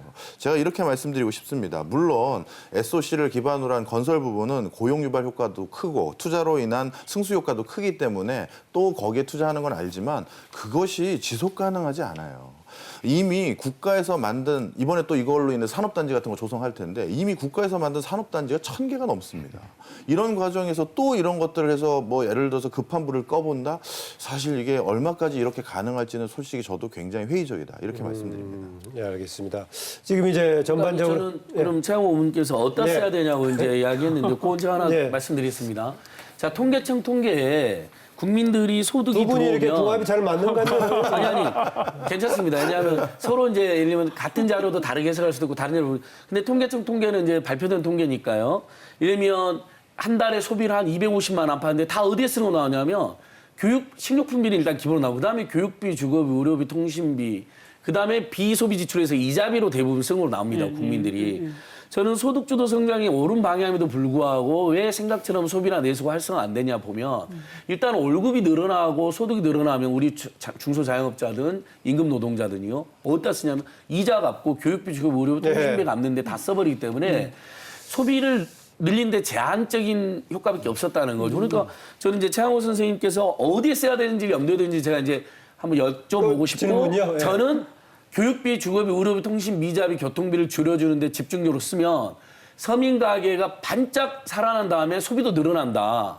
저는 그러면 디플레이션의 악몽도 혹시 그런 우려도 없어진다. 네. 이렇게 감히 생각해 짧게 보겠습니다. 답변 주시죠. 줬다 뺏으시려고요? 그것처럼 아주 최악의 정책은 없습니다. 지속 가능한 것을 해야 되는 게 정부의 입장이고요. 아니, 교육비, 주거비, 의료비, 통신비가 지속 가능하게 지원해 주자는 거죠. 유럽처럼. 아니 그게 그럼 지금 우리가 가계에서 준비가 돼 있냐 이거예요. 우리나라가. 아니, 513조나 되는 슈퍼 예산으로. 513조가 어떻게 나왔는지 아까 박정우 의원 상당 부분이 SOC로 간다라고 보고 있는데. 그러니까 아니, 저는 전제 조건은- SOC로도 일부 가야 되지만 저도 이제 교수님이랑 동의하는 건 SOC에도 일부 불가피 가더라도 국민들이 지금 더 실질적으로 느끼는 뭐냐면 교육비, 주거비, 의료비, 통신비 같은 너무 생활 속에서 모든 비용을 빨아가는 게 줄어들어야지 소비도 살아난다는 거예요. 네. 서민 그거는 가게가. 방법이 하나 있어요. 이걸 예산을 안 해도 돼요. 감세해 주면 돼요. 예, 그리고 지금 513조가 나오는 배경을 우리가 여기서 좀 뭐 비난을 해야 될 부분이 여기에 전제 조건이 있습니다. 내년도 경제 성장률 2.6%에 물가 상승률 1.5%를 전제로 해서 나온 거예요. 너무 많아요. 2.6 내년에 못 갑니다. 아하. 그렇기 때문에 이런 것들 이런 숫자를 좀 그 어느 경제학 수입 책임지고 구조가 갖고 철저하게 나오셔야 돼요. 고려가 안 됐다라고 보시고 아닙니다. 알겠습니다. 이건 이제 국회에서 한번 걸러 주셔야 돼요. 예산과 재정정책을 중심으로 봤는데요. 경제정책 전반 관련해서 얘기를 보겠습니다. 이번에 문재인 대통령 시정연설에서 예전하고 좀 다른 것 중에 하나는 조금 전에 그 우리 안진걸 소장이 있었던 소득주도 성장이라는 용어는 이번에 안 들어갔습니다. 안 들어갔고 대신 이제 혁신, 포용 경제 이런 용어들이 이제 많이 들어갔었는데 그동안에 소득주도 성장이라는 용어가 등장했을 때 나왔던 최저임금 인상 문제, 쉬운 2시간 문제, 또 주휴수당 제도 관련해 가지고 정말 필요한 것이었지만 또 여기에 따른 부작용과 반발이 좀 컸단 말이죠. 그래서 이걸 보완하는 여러 가지 입법들 조치 아직은 뭐 진행이 되다가 많은 것들도 있고 하는데 이거 또 이미 된 것들도 있고 입법화 된다면은 보완 효과를 기대를 좀 해볼 수 있을까요, 박정호 교수? 예, 이제 앞으로 좀 많은 기간을 거쳐서 보완을 좀 해야 될 것 같습니다. 한 가지 52. 더 많이 보완해야 된다. 예, 한 가지 52시간 제도만 말씀드려도 300인 이상의 그 기업에만 대상으로 주로 하다 보니까 특히 그 중에서도 다시 선별적으로 또 이게 달라지더라고요. 무슨 얘기냐면 52시간제를 잘 지키는지를 확인하기 위해서 고용노동부의 감사나 이런 것들이 뭐 진짜 몇몇 명을 고용하는 대기업에는 주로 상주하고 있습니다.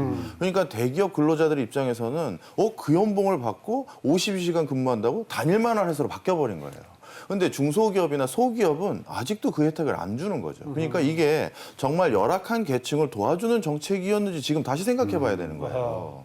그러니까 이런 부분을 빨리 제도 개선을 해서 진짜 원래 도와주려는 사람들에게 적합한 제도로 파인 튜닝을 해야 된다. 이렇게 말씀드립니다. 이 부분은 안진걸 소장이 좀 얘기해 주세요. 예, 근데 뭐 아무튼 대기업 다니는 분들은 확실히 이제 52시간 때문에 저녁이 있는 삶이 정착됐다라는 긍정 평가를 하십니다. 근데 저는 이제 박정호 교수님이 그래서 이제 그 지적은 일리가 있는 부분의 게 가게들이 좀 안 된다는 얘기도. 이게 이제 그러니까 근데 집에 일찍 가서 네.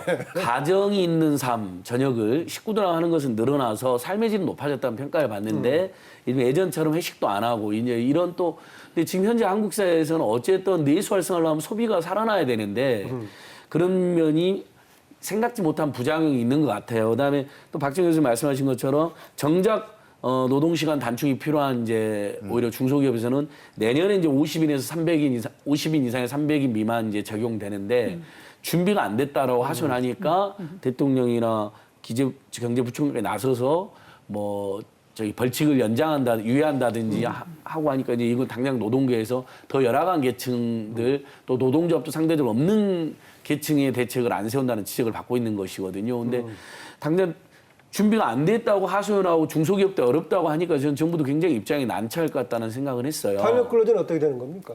탄력 근로제는 지금 현행 법으로도 2주일은 기본적으로 하고 3달은 이제 서면 합의를 할 수 있는 6개월로 이제 예. 노사정이 합의 통해서 국회에 제출되어 있는데 당연히 이건 이제 중소기업 노동자들 입장에서는 노동 시간이 오히려 더 늘어난다라는 반발을 하고 있는 상황인데 자, 이건 제가 짧게 말씀드리면 어쨌든 중소기업을 하는 분들이 어렵다라고 하소연하는 속에서 일부 예를 들면 예외적인 조치를 제출을 줄 수밖에 없는 상황이 있는 것 같아요. 근데 자칫하면 그 취지 자체에 역행할 수도 있다라고 보군요. 그러니까. 네, 그러니까 그럼에도 불구하고 이러면 세 달 탄력 근로제 3달을 넘어서 4달, 5달 집중적으로 해야 되는 업종에 있어서 예외적으로 인정해 준다는 이런 방법은 있을 수 있겠다라고 저도 유연하게 고민을 해보고 있는데 예. 다만 예를 들면 소득주 성장이라는 말이 사실 잘못된 게 아닌데 빠진 건 전 유감이라고 생각해요. 왜냐하면 네. 최저임금 너무 많이 올라서 논란이 있었죠. 그래서 16%대 그다음에 10%대 올해 4%대로 확 줄어들었지 않았습니까? 그러니까 지적이 많고 비판이 있으면 수정될 수밖에 없지만 그래도 서민들과 저소득층과 빈곤층의 소득을 늘려가지고 소비를 활성화시켜서 경제를 살리겠다. 그다음에 저소득층을 돕는 건 그 자체로 옳다.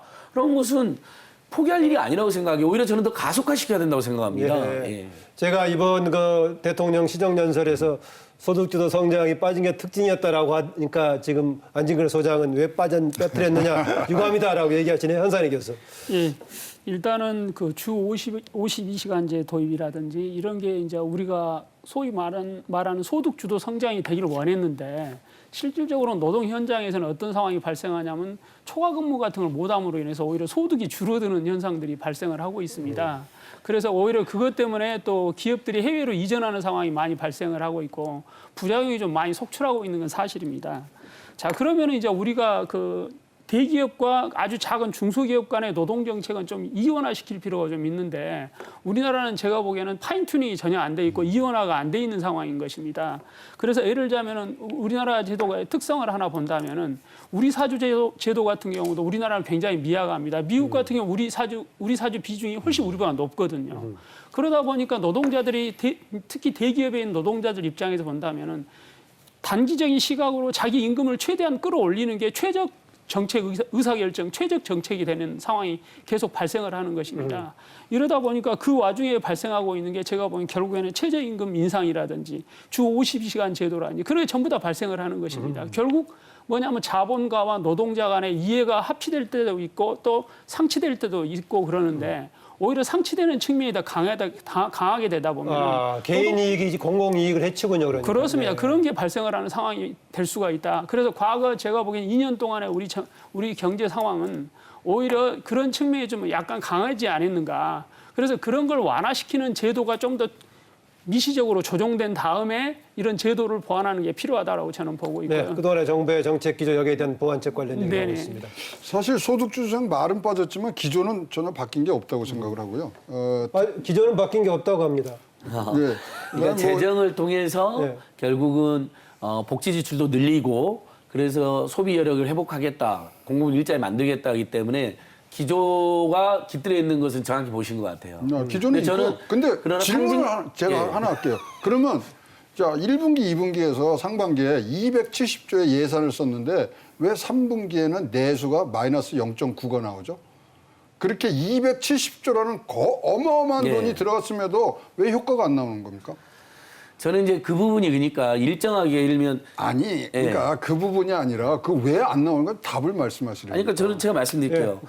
최저임금도 일부 올렸고 복지 민생급여도 늘렸으면 사실 그것이 소비로 연결될 거라고 많은 분들이 전망을 했잖아요. 저는 근데 한국은 유럽이라는 다른 나라에 비해서 아까 제가 일관되게 말씀드린 게 국민이 돈이 생기면 소비로 쓰는 게 아니라요. 전부 다 이자를 갖고 있다니까요. 먼저. 그다음에 교육비, 주거비, 의료비, 통신비, 교통비를 내고 있다니까요. 저는 그게 가장 큰 문제라고 지적을 하는 겁니다. 네. 아니 그러면 그거에 맞춰서 그러면은 복지 정책으로 진짜 따로 떼놔야지 왜 기업의 공급 수요가 노동 시장에 있는 거기를 왜곡하는 이런 제도들이 들어왔냐 이거예요. 자, 기업에 활력을 주는 것을 지금 굉장히 대통령께서는 이제 주목을 하시고 거기다가 방점을 찍는데 그 다음에 나오는 얘기는 뭡니까? 재정을 확대해야 된다. 기업의 활력을 주는 거하고 재정 확대하고는 전혀 다른 상반되는 개념이거든요. 지금 보세요. 270조를 투입했음에도 불구하고 내수가 0.9%가 줍니다. 이것은 뭐냐면 소위 말하는 구축 효과라 그래서 재정이 많이 지출될수록 소비 투자를 안 합니다. 이런 현상들이 나오는 부분들이 지금 우리가 옛날에 배웠던 그런 경제학에서는 안 나오던 일들이 나오거든요. 그러니까 세밀하게 보고 들어가셔야 되고 결국은 재정 투입이 그런 사회 안정망 구축도 중요하지만 산업적 개혁, 생산성하고 함께 가는 이러한 재정 투입이 진짜로 필요할 때라고 생각을 합니다. 네. 제가 하나만 반박하면 재정 투입을 그렇게라도 안 했으면 내수는 더 줄어들었을 거예요, 고모님. 그거는 모르죠. 예전에 이명박 정부, 박근혜 정부 때도 경제 성장률을 뭘로 떠받쳤냐면요, 건설 경기를 부양시키고 빚 내서 떠받친 겁니다. 만약에 그걸 뺀 것으로 해석을 하면 성장률이 1%밖에 안 됐을 거라는 지적이 있었어요. 그럼 예. 그렇게 예. 해야지. 이거를 그러니까 지속 예를 그러니까 그때는 줬다 뺏으면 안 된다 그러니까 이거예요. 그때는 건설 지속 경기라든지 빚 내서 성장해야지. 집 사는 것으로 일부 성장률 떠받쳤는데 만약에 고문 말씀처럼 재정 투자라도 안 했다면요. 저는 내수가 훨씬 더 침체돼가지고 정말 한국 경제에 예를 들면 소비를 할 사람이 없어지니까 네. 기업들에게 엄청난 도산이나 위기가 됐을 거라고 생각을 해요. 네, 여기까지 하시고 제가 박정호 교수, 한산은 교수께 이 질문을 좀 공유드리겠습니다. 아까 대외적인 여건을 얘기할 때 좀 우리가 불확실성이 크다고 하는 브렉시트 관련 얘기하고 중국의 이제 상당히 그 경제 성장을 둔화되는 관련 얘기만 했었는데 하나가 지금 미중 무역 분쟁 관련해 가지고 이번에 그 아주 초보적인 합의했다 해가지고 미니딜이라는 용어를 쓰기도 하던데 그래서 좀 이게 우리한테는 좀 긍정적인 신호가 아니겠냐 이런 해석도 있던데 어떻습니까? 그럼 뭐 기대해 볼 만한 효과가 있습니까? 요번에 미니딜은 말 그대로 딜이 성사되지 않았기 때문에 만들어낸 어떤 조화고요. 그렇기 때문에 요걸 가지고 저희에게 숨통이 트일 것 같지는 않습니다. 아하. 하지만 선거 직전에 큰 합의를 틀어서 본인이 뭔가 리더십을 발휘했다라는 목소리를 내야 되는 트럼프 입장에서는 요 다음에는 뭔가 진일보한 무언가 양보와 받을 거 받는 그런 내용이 일어나지 않을까 하는 기대를 갖고 정치적 있습니다. 항상 좀 뭔가 기대해 볼 수도 있겠다. 이 자체로는 뭐 특별한 것은 아니다라고 네. 보니. 한 교수님. 지금 미국 경제도 지금 침체 국면으로 지금 들어가고 있습니다. 그렇기 때문에 미국 입장에서도 어느 정도 미니 딜이라도 해서 불확실성을 제거를 하면서 다시 선거를 치러야 되는 상황이 저는 트럼프로 보고 있습니다. 그런데 지금 우리나라가 지금 우리나라하고 문제가 되는 게 뭐냐면은 실질적으로 제가 계속 이야기하고 있는 것입니다만 중국이 지금 예를 들면 반도체 투자를 하면은 크게 마이크론과 지금 삼성전자가 타켓이 됩니다. 그래서 어떤 상황이 벌어졌냐면 마이크론의 반도체를 우리가 만드느냐 중국 입장에서는 삼성전자처럼 만드느냐가 이제 주로 문제가 되고 있습니다. 그런데 네. 마이크론 건 베끼기가 쉬운데 모사하기가 쉬운데 한국 것은 굉장히 복잡하게 만들어졌답니다. 그래서 모사하기 굉장히 어렵답니다. 그래서 결국에는 어떤 상황이 발생했냐면 중국이 반도체를 굴기를 하려고 그랬는데 생각외로 잘 안 되더라. 그래서 상당히 앞으로도 중국이 한국을 따라잡으려면 시간이 좀 많이 소요될 것 같다라고 중국 전문가들이 많이 진단을 하고 있습니다. 네. 만약에 이게 사실이라면은 그렇다면은 미니 딜이 이루어지면서 중국에서 예를 들면 반도체 수요가 계속적으로 어느 정도 발생한다면은 결국에는 우리 경제는 어느 정도 숨통은 튈 수 있다. 저는 그렇게 보고 있습니다. 예, 이제 뭐 오늘 80분 토론이 이제 거의 마무리가 된 상태 같은데요. 이런저런 얘기가 많이 했습니다. 여러 가지 지표들에 관한 얘기도 있었고 정부의 재정 정책의 필요성을 얘기하면서도 그 방향에 쓰여지는 방향에 대해서는 조금의 좀 이견도 있었던 것 같고요. 그동안에 정부가 해왔던 2년간의 정책에 대한 보완책에 관한 것도 약간의 좀 견해차이 있었던 것 같습니다. 각자의 입장 차이는 있다고 하더라도 특별하게 강조하고 싶은 내용 넣어서 한 40초 정도씩 마무리 발언 듣고자 합니다. 오늘 좋은 얘기 많이 주신 박정호 교수 먼저 하십시오. 예, 경제가 지속적으로 저성장 기조가 들어서면 세수가 줄기 때문에 재정 투여를 더 할 수도 없는 상황이 됩니다. 이제 남은 예산을 가지고 정밀하게 예산을 쓰는 연습을 빨리 해야 될 것 같습니다. 예, 확실하게 짧게 해주셨네요. 네, 한상현 교수님. 우리 경제는 외환위기 이후에 한 20년 동안을 고속 성장을 실질적으로 해왔습니다. 그래서 많은 부가 소위 말해서 부가 축적이 된 것입니다. 그러면 이 부를 앞으로 어떻게 사용하느냐가 이제 굉장히 중요한 우리 향후의 20년을 또 판가름할 것입니다. 향후에 이제 우리가 지금 많은 돈을 가지고서 국민연금이나 이런 데가 굉장히 큰 사이즈로 증가를 하고 있습니다. 그러면 거기에 조심스럽게 우리가 운영을 하고 전 세계 포트폴리오를 잘 만든다면은 향후에 우리 경제가 침체가 잠재 성장률이 떨어지더라도 국민의 복지와 소비가 어느 정도 지속될 수 있을 것이다. 이렇게 보고 있습니다. 네. 민생경제와 더불어서 통계도 많이 준비하신 우리 안진걸 소장. 아닙니다. 항상 토론할 때마다 공부를 더 해야겠다는 생각을 많이 하게 됐고요. 예, DJ 정부 때 생각을 많이 하게 되더라고요. 이제 사람들 기억으로는 그때 IMF를 극복한 여러 금모으기니 이런 생각나지만 사실 경제학적으로 오히려 유미한 것은 벤처 붐이었다고 저는 생각하고요. 두 번째는 굉장히 빚으로 큰 문제가 되긴 했지만 신용카드 붐이 있었습니다. 막 대학가에서도 그냥 10,000원 주면서 발행해가지고 막 신용카드 써서 내수가 급성장했던 일이 있는데, 근데 저는 그런 생각을 해요. 저도 복지 민생급여를 계속 늘려줘야 된다고 주장하지만 한편으로는 아까 박정희 교수님도 말씀하신 것처럼 정말 20대, 30대, 40대들이 취업할 수 있는 대대적인 스타트업 기업 붐이 한번 있었으면 좋겠다. 그게 무슨 혁신 경제든 뭐든 이런 고민도 저희도 공급 부분의 고민도 같이 하고 있다는 이야기를 드리고요. 예. 예, 더 많이 저는 스타트업 마치 DJ 정부 때 벤처붐처럼 정부 역할이 크겠군요. 대대적으로 스타트업 기업 붐이 여력이 있는 정부나 대기업까지 다 합심해서 했으면 좋겠다는 생각 하나 하고, 근데 두 번째 옛날처럼 다시 신용카드 마구 뿌려가지고 빚내서 경기 부양을 하셔는 안 된다고 생각하잖아요. 네. 바로 그 자리가 최저임금 인상하고 복지 민생급여의 확대라는 겁니다. 근데 이것은 박근혜 정부 때도 돈이 도는 경제 민주화라는 거하고 임금주도 성장은 본인들이 직접 그게 살 길이라고 이야기를 했었습니다. 그게 지금 소득주도 경제 성장하고 이름만 바뀐 거거든요. 그러니까 서로 분명히 정부를 운영하다 보면 그런 고민이 비슷하게 되는데 서로 정부가 바뀌었다는 것만으로 막 너무 헐뜯고 음해하고 이럴 필요는 없다는 거죠. 오히려 내수 활성화가 한국 경제에 살 길이라 한다면 그다음에 공급부 분야에서 혁신이나 새로운 전망의 창출의 핵심이라면 다시 한번 합심해서 스타트업 붐 하나 공급 분야에서 예. 두 번째로 수요를 만드는 임금 인상하고 복지 민생급여 확대하고 이건 사회적으로 타협할 수 있는 거 아닌가 싶습니다. 네, 박정호 교수께서 단축해준 시간을 우리 안진걸 소장이 좀 주신 걸로 하겠습니다. 제 시간도 좀 세하고. 줄어든 것 같은데요. 자, 지금 이 정부에서 해야 될 일 중에 하나가 그리고 가장 이 적합한 이 정부라고 생각하는 게요. 노동 개혁입니다. 지금 노동 시장이라는 데가 가장 격변의 지금 장으로 변하고 있기 때문에 그리고 노동 개혁을 하고 노동의 안정성과 유연성을 갖출 수 있게 해주는 정당성을 촛불에서 받으신 그런 유일한 정부로 봤을 때 우리나라가 앞으로 나갈 수 있는 부분들에서 이 정부의 큰 일은 노동 개혁이라고 생각을 합니다. 네, 네 분 오늘 고맙습니다. 한사연희 교수, 최양호 고문, 안진걸 소장, 박정호 교수, 네 분 고맙습니다. 감사합니다. 경기 불황, 우리가 언제 얘기할 때마다 경기가 좋다고 했던 적이 좀 드물었던 것 같습니다. 대부분 경기가 어렵다고 얘기하는데요. 최근 상황은 더 심각하게 얘기하는 것 같습니다. 그래서 공포라는 용어들까지 등장하던데요.